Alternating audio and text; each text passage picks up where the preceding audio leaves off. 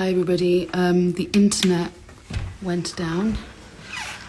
This is really bad because that's not going to have been recorded now. So I need to find somewhere where there's better connection.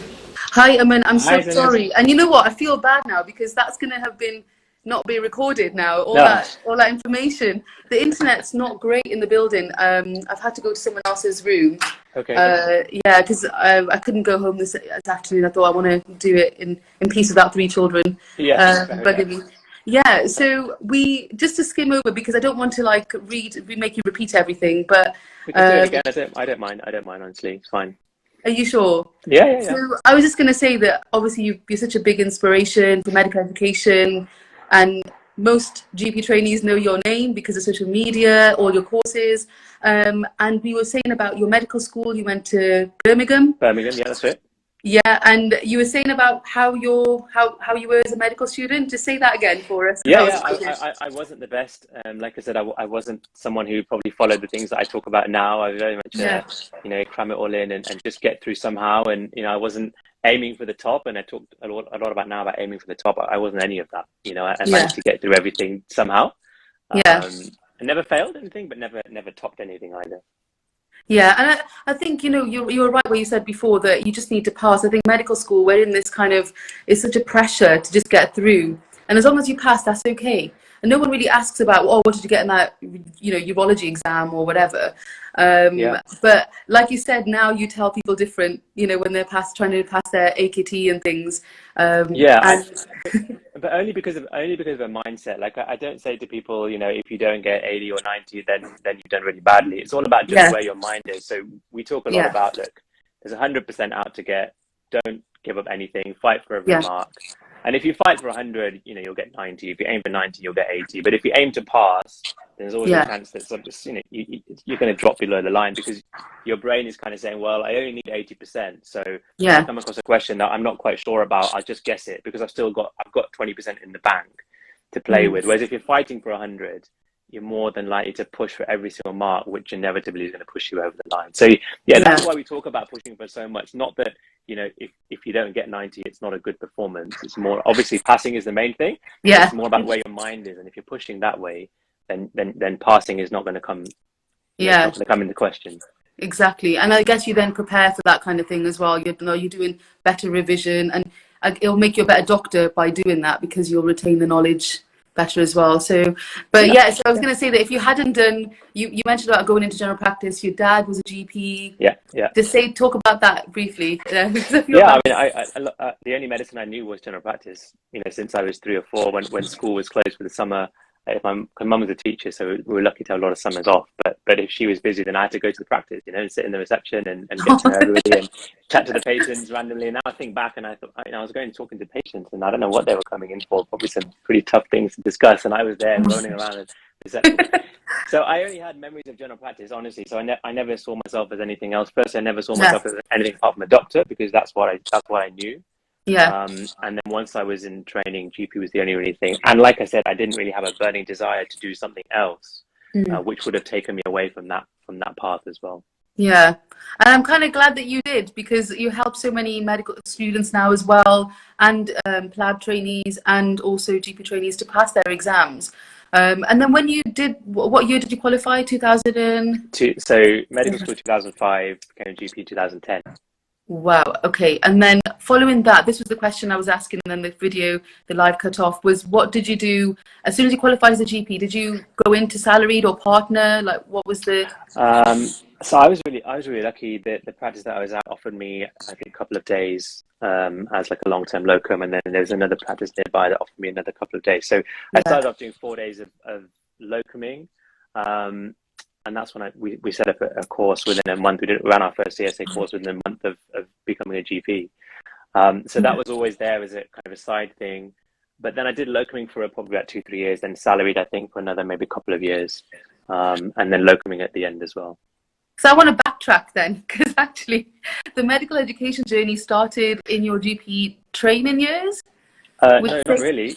Oh my goodness. No, I never really thought about medical education at that point. Like we said, at that point you're just jumping hoops, aren't you? So I was kind of thinking, right, I just need to get AKT out of the way, then get CSA out of the way, and then get to the end of training, and then we'll see. And I kind of was when I think back now, I was on that kind of rabbit wheel, just running around, just getting from one journey to another. And I always presumed that, you know, I'm going to end up being a salaried GP and then end up being a partner. That was just the kind of standard thinking process that I was going through. So I never thought about medical education at that point.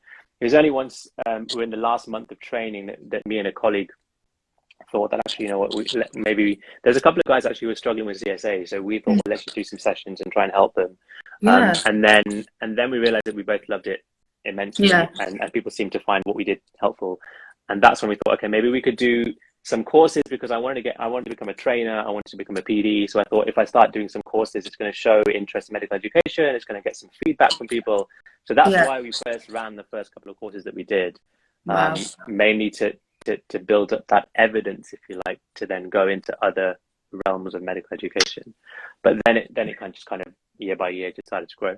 Yeah, and that's interesting, isn't it? That a little bit of like, I want to help a colleague turned into such a big demand. You know, there was a big demand for CSA courses, I guess, at the time too, and people trusted you because you'd done quite a lot of experience. And then when did you start thinking about sort of AKT, and were people asking about that? Is that why you started doing it? Kind of, yeah. I mean, we only focused on CSA probably, I think back now, probably for around 3 or 4 years. The company name was First Pass CSA. That was how we first started, and there was 2 of us. And then it got to the stage where every weekend we were doing courses. We were probably doing 60 or 70 courses a year. We started to move into like Manchester and London as well, and that was growing. And then my colleague, he was a partner at the time, so he started having other demands, and I wanted to do more and more courses and push more, and he didn't have the time. So that's when I started to go alone. So it was around, I think, 2015, 16, we set up as Arora. And that's when I thought, okay, why just stick to CSA? There's lots of other trainees that are struggling with AKT. I think in the early days, AKT, people weren't really struggling with AKT, they were struggling with CSA. Whereas as time went on, people started to struggle more with AKT. So that's when people started to ask me, so do you do anything for AKT? And now that we had this kind of new Arora umbrella, I thought, well, it doesn't have to just be CSA, you know, we can look at some other things. And that's where the AKT thing came on. I remember our first AKT course, you know, it was a joke of a course, really. Like the way when I look back at it now and think, you know, I don't know how it worked and how people actually decide to come to it. But well, why did you say it was a joke? Why did you say it's a joke? Like, because you don't know much, really. I mean, I'd been doing CSA courses, which were, you know, in a small room, 9 or 10 people. I knew what I was doing, and it was fine. But then suddenly AKT courses, you're looking at 40, 50, 60 people, bigger room, bigger contacts with hotels, catering, like everything is totally different. Obviously writing all the questions, you know, I was so used to teaching comm skills and CSA role plays to then go into the other mode of, you know, talking about technique, for example, when it comes to MCQ exams and this type of stuff. It was, you know, looking back at it now, obviously I'm glad I took the step because it led to a lot, but, you know, I clearly wasn't as experienced as I was now. So who was working with? I know you went solo, but then did you get together with more people to try and help you with the? No, so the first AKT course, you did it all solo, basically. Yeah, Arora I was a solopreneur, basically. I was just a single-handed entrepreneur. Wow. Until about our first employee came on board around 3 to 4 years ago. So literally just 5 or 6 years, I was literally running everything, doing the teaching, the marketing, the website, the advertising, the finance, like everything. That is amazing. And that's why when I came on the course in 2016, it was you. And you did the whole, you know, you did all the 26 cases at the time. I think there were 6 of us. I think you do up to 10 people now, isn't it? And we don't do that anymore. We don't. Because of RCA. We don't actually do many. See, when you came in 2016, I still remember at Crown Plaza you came and you volunteered, I think, for the very first case day. I remember when Ansu came to his day as well in the same venue. So then it was very much, okay, how many days can I fit in alongside being a clinical GP? Because every course was just live. I had to be there. I had to be the one running the course. Whereas, so in those days, I mean, it got to a point where we were running probably 120, 130 courses a year. So literally every weekend, Saturday, Sunday, running up and down the UK. And then it got to the point where I thought, okay, this is silly. You know, I can't keep adding days. So that's when we started, probably around, again, 3-4 years ago, we started to look at, okay, how can I still teach but not have to be there? How can we look at expanding into other realms of medical education, the digital side, the social media side? But at that stage, when you came, there was really just the live courses for CSA, and we probably just started AKT maybe around that time, and maybe the one-to-one sessions. That was all we were doing at that point. And there was only so much time in the day or the year, alongside trying to be a GP and a PD and an appraiser and an examiner and a question writer and all the other stuff that I was trying to squeeze in. That's incredible. To think like you had these booklets as well, they're really detailed booklets, and then you also did a DVD which is fantastic. I remember, Well, how do trainees get their feedback now? Do they still get a DVD, or is it kind of... No. I mean, we don't do that type of course anymore. So, oh yeah, that's you said that, yeah. We I was a lucky one. No, the DVDs were good because, you know, a lot of people come on these courses and you give a lot of feedback and it goes through on one ear and out the other because they're just stressed about the case they just did, not really thinking sometimes about the feedback. So the DVD was there just to send it as an afterthought and to watch it back, and it helped. And I think we got a lot of people joining because of that, you know, because they realize they're going to get that DVD and that ongoing feedback. And one thing that we've always done with MedEd is if someone comes on a course, it doesn't end when they leave the room. You know, you know, there's always an open door. People message me, you know, 3, 4, 5 years past their course. And I stay in touch with people who do the course, like you and and all those guys, because you know, it's not just a one day in and out for us. It's the journey. And lots of people now obviously are GPs and they're trainers in their own right and TPs in their own right, and they now send us trainees, and the cycle just carries on. Yeah, you know, I actually use my DVDs for my tutorial. You know, went through the cases with my trainer, you know, because part of like a video, like let's look at your role play, you know, and see how you did. So it did really help, and it added a personal touch to it as well. And it must have taken a while to edit the videos as well. You know, it doesn't, because you were filming all day. And yeah, I just remember that and thinking, how's he done that? And now you're saying you had nobody. It's made me even more sort of surprised. It was, but I learned so much, you know, I learned so much about not just medical education, how to teach, but just how to run a company, because, you know, running a business, you know, we're not taught that in med school. No one really talks about anything outside of medicine, to be honest. Now it's a lot more open with portfolio working, and there's so much more exposure.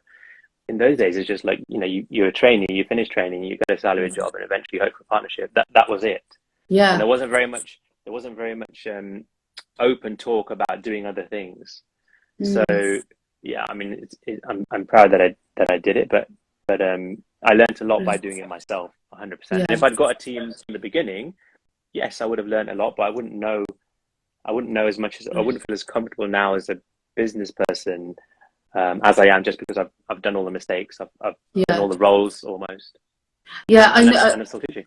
Yeah, exactly. I was talking to somebody about this, about how we weren't taught about how GP land is very business orientated, and you can really, it's a shame really. I feel that, because it's in some ways I feel as if it's unfair in some ways as well, because you could be one practice and be treated differently another and I think we should be all treated the same. But you left clinical work because obviously this was getting really popular, expanding. How did that build? Like, was it because of social media, or word of mouth, or like how did you social media certainly had a huge part to play. I remember when we first did our very first YouTube video was about 6-7 years ago. So it's way back when people didn't even, you know, no one even looked at YouTube. And then when Facebook came around, we started to do a lot of stuff on Facebook. And without a doubt, social media has helped us in a massive way. And it still is. It's still a huge part of what we do. You know, we probably post 150 posts per day, like 365 days a year across 7 streams. Like, social media is massive for us, but it allows that connection, and it was through social media that I got to, you know, chat with a lot of people, and then they eventually booked the course, and then we had a relationship going forward after that. But social media was huge, like, no doubt about it.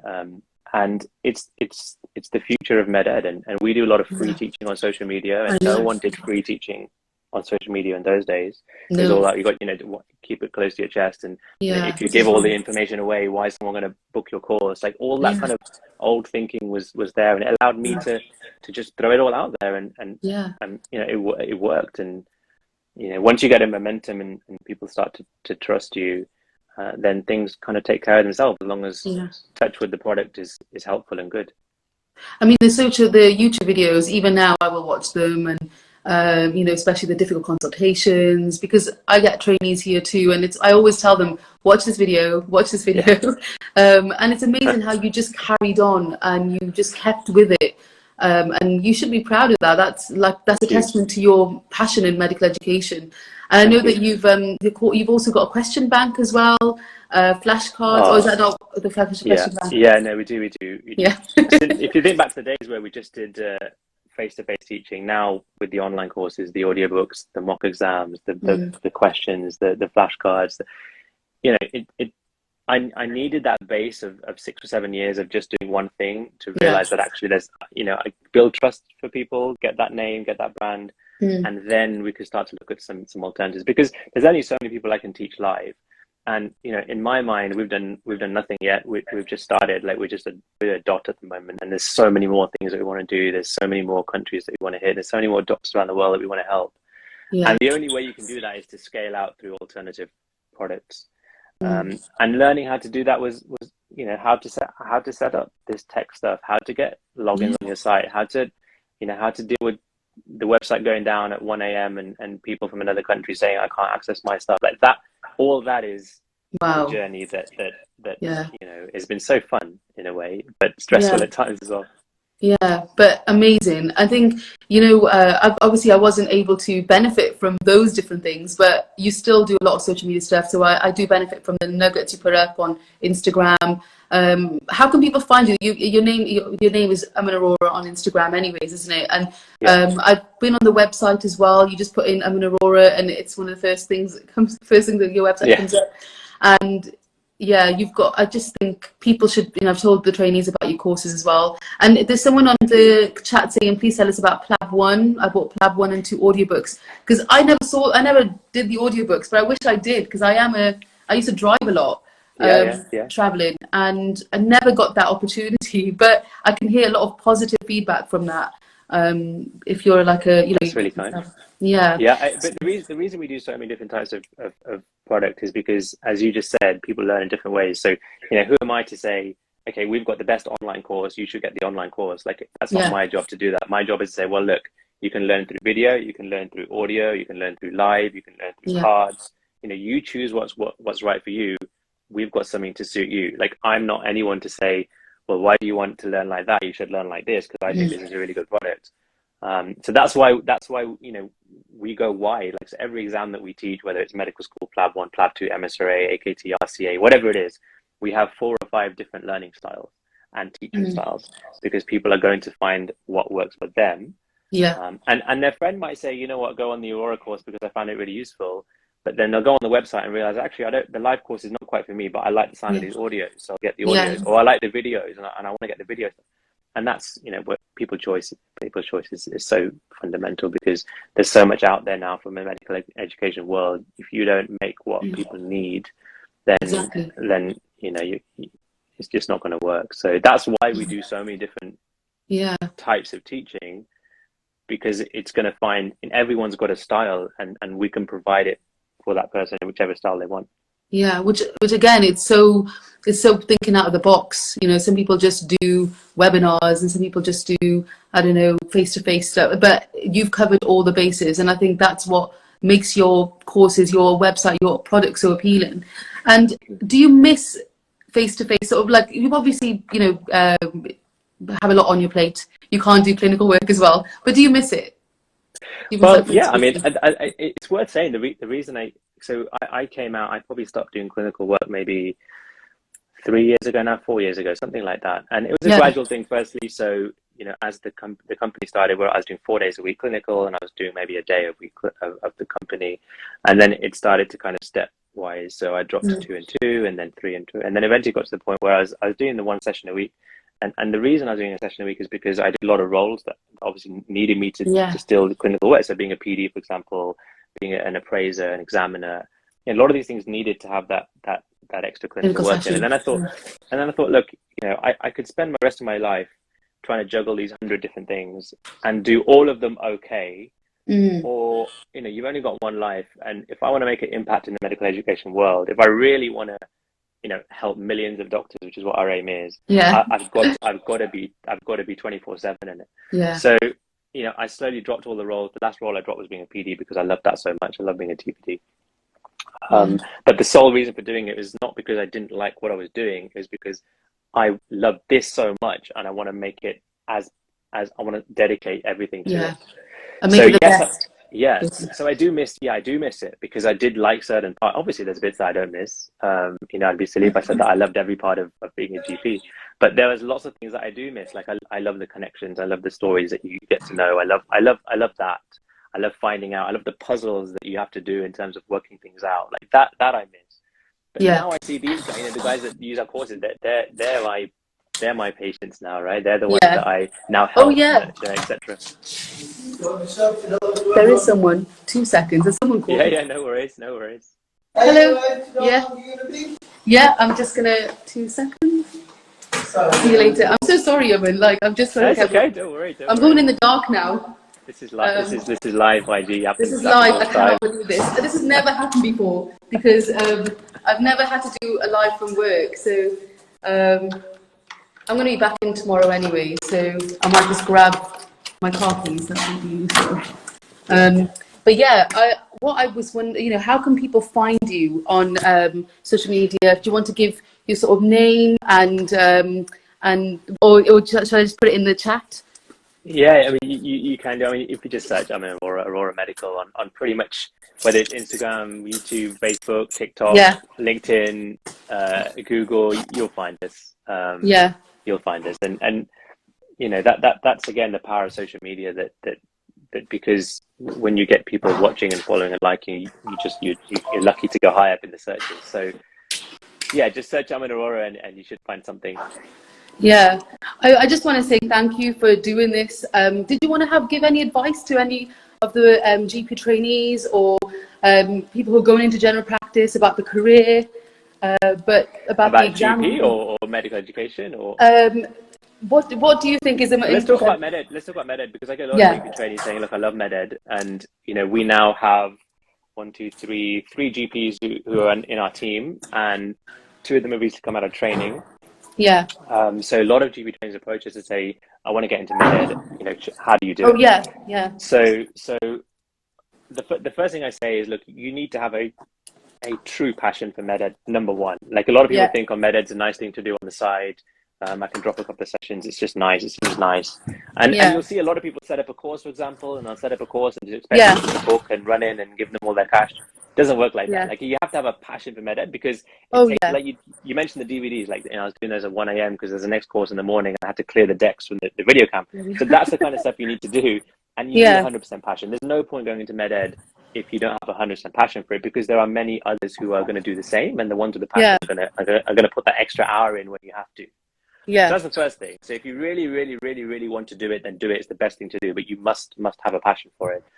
Secondly, get some experience. So, you know, before I was a TPD, I volunteered in about 3 different VTSs. So I just went around and said, look, I'm really interested in MedEd. What can I do? Can I join a VTS? Can I volunteer? And it was that experience that then allowed me to talk about when I had an interview and get me into roles, for example.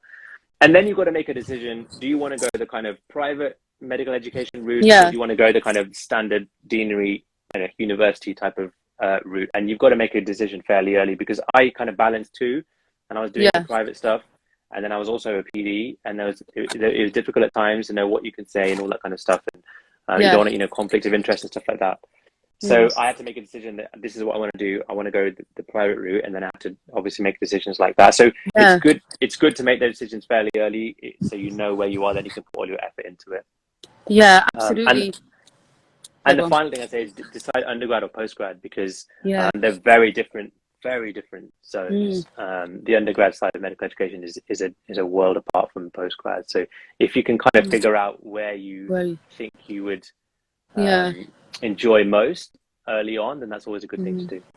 Yeah, and in terms of like setting up the courses and advertising, now I feel like it's so much easier to do that because social media is very, everybody uses social media now. But when you started out, it wasn't that popular. So, but you still kind of pushed it through. But I'd actually say it's the opposite, Zainab, to be honest. To you? Because it's so easy now. Yeah. Everybody's advertising stuff. Yeah. So for you to stand out, you've got to be, it comes back to the quality of your product. So back in the day, if I put a post out on Facebook, everybody saw it. Like, it wasn't even an ad, it was just a post on Facebook. Everybody saw it, because it was just, that was how social media was. If I put a YouTube video out, everybody saw it. Now we have to post 150 times a day just for somebody to see one post. That's and great. Then the quality of that post has to be one that stands out from the 20 other posts that are saying the same thing. So I think actually now to market on social media, you have to have some serious social media knowledge. And whereas back in the day, you just put it out there and people would find it somehow. Yeah. So easier to do it. I think easier to do it, but harder to make a mark. I think. Yeah. That's the key. Yeah, and I think persistence is the key. It's doing the same thing again and again and again, and not being afraid to change. Take criticism as well. Like if you know, I've had loads. If this doesn't work, that hasn't worked. Not taking it badly, just taking it positively and saying, right, we're going to move forward from there. Yeah. Go on. You just very quickly speak. Sorry to interrupt, Les.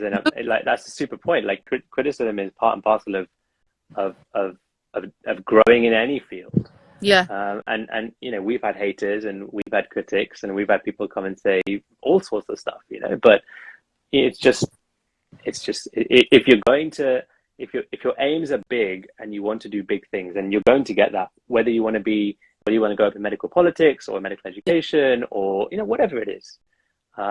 So not being knocked by that is hard, but it's something that you have to learn, I guess.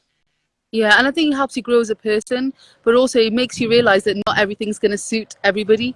Like, you know, you mentioned about the different types of learning that you've put into the courses, and the different kinds of platforms you're using. So you're reaching different people who have different learning styles.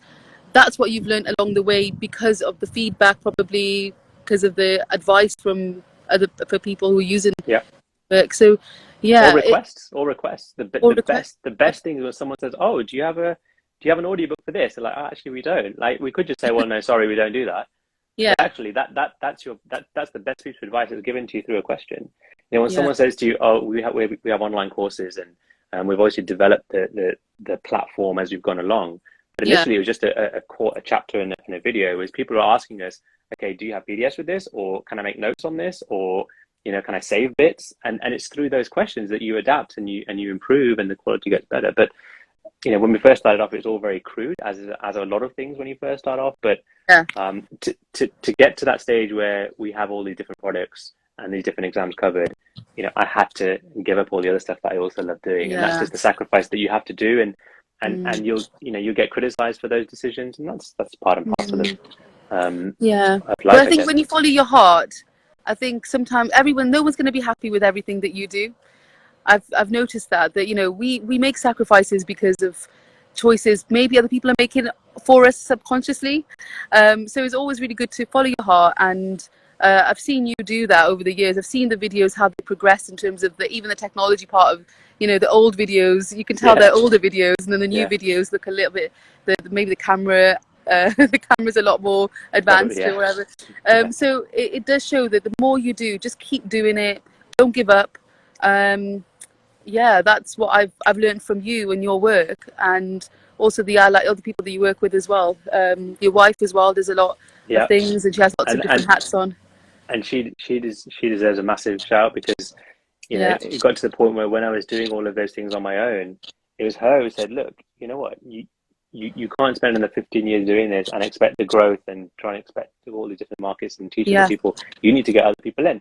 And now she's you know, fully into what we do, and she manages a lot of the things that I was trying to manage before, and she's got a medical political background, so she's very good at certain things that I wasn't as good at. And where she doesn't do any of the teaching, that's not her thing.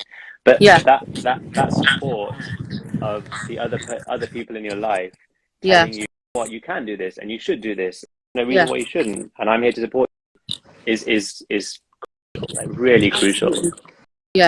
No, I'm really, I think that's a really good point, that you need people in your life who are going to be supportive. Just that one person can make a difference and make things in the better. And in terms of just like being a GP, being a doctor, any advice about that? Because obviously you did do a lot of clinical work before you did. Yeah. And I still doing it now if this company Yeah. had grown as it had. Yeah. So advice to a doctor, I don't know. You've got to follow what you enjoy there as well. There's no point trying Yeah. to go into it. A lot of people come to us for advice on they've just finished two, for example, and they're thinking Yeah. about where do I apply now? Do I apply for GP or radiology or whatever? And they're looking at things like what's the competition ratio and Yeah. how long is training and where can I get in the UK?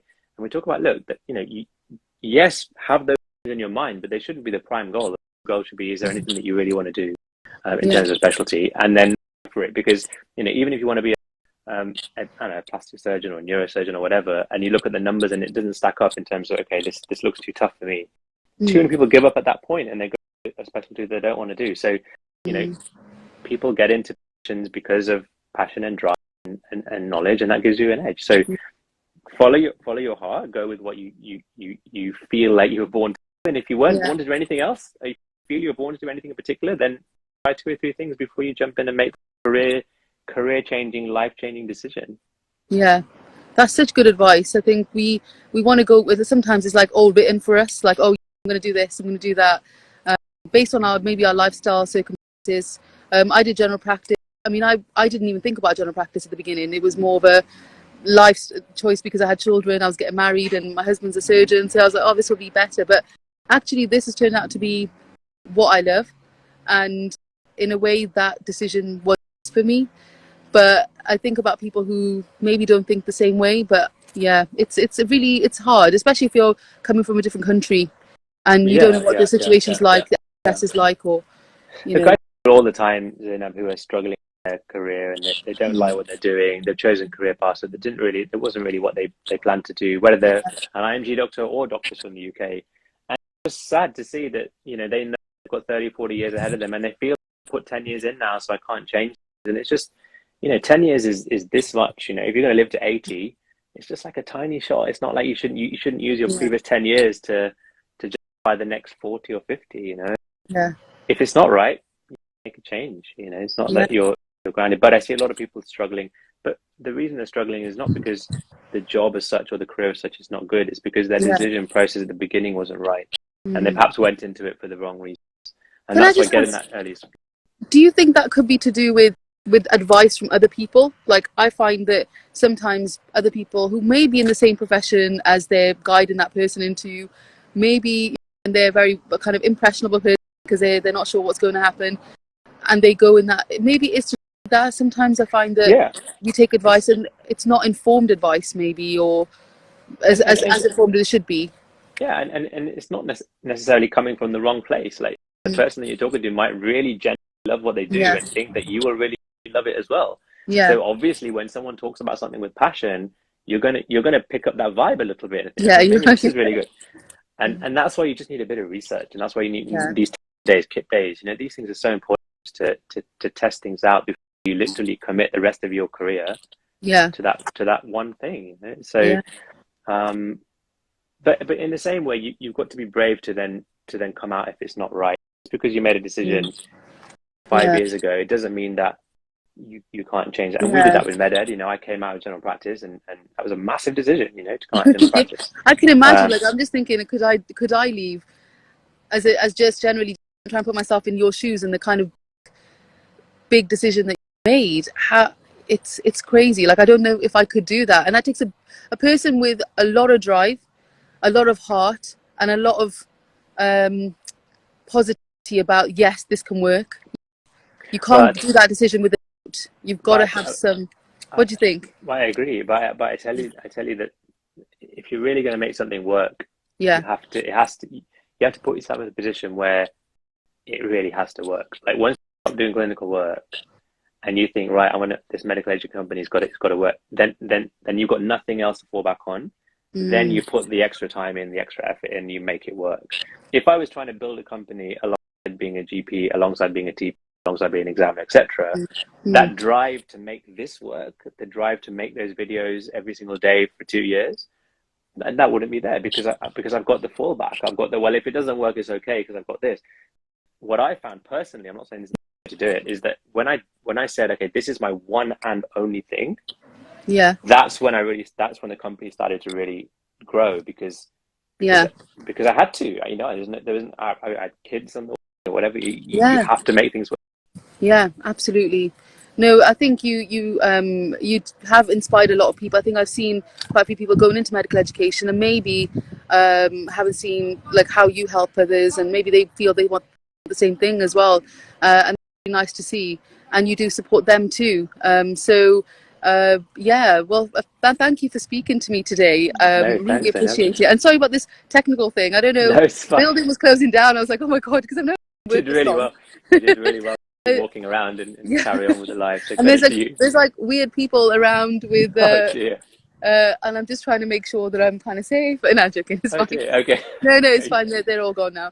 Okay. But it's been a pleasure because I haven't seen for like 6 years, and I know that I just did one course, but I'm sure that if I was a trainee now, I probably would take the opportunity to look at the other options that you've got as well, especially the books, the flashcards. And if you're a trainee, have a look at Dr. Arora's website. It's really good, and you'll find something for you. That's what I say. Thank you. That's really kind. And if anybody is, by the way, we always do a coupon. About coupons, Zainab? Yeah, absolutely. We always give our Instagram coupon is the same. It's Arora Insta 10, ARORA INSTA 10. That will always get you 10% off anything on the website. So it's just for people who are on Instagram, who follow us, who watch our videos through IG. Because without this, you guys, this channel wouldn't work, our teaching wouldn't work, and social media wouldn't work. So just as a thank you, that's the coupon to remember. And yeah, if you have any questions, just shout out. I'm always here 24/7. I'm pretty much on. So which means you want to contact me by just drop a message. I'm happy to try and help. Yeah. Well, thank you so much, and I will let you get on with your evening now.